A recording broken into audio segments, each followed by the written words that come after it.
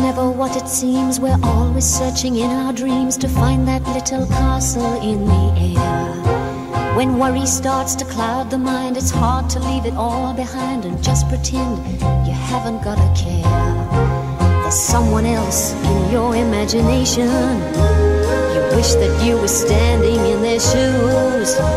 You'd change your life without much hesitation.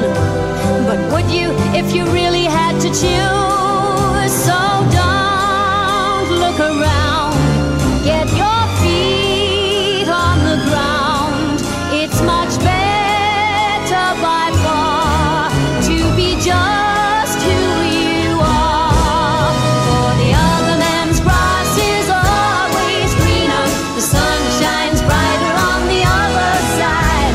The other man's grass is always greener. Some are lucky, some are not. But just be thankful for what you've got.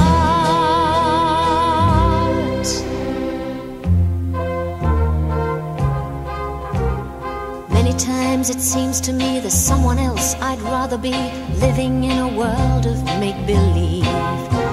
To stay in bed till nearly 3 with nothing there to worry me would seem to be the life I might achieve. But deep inside I know I'm really lucky.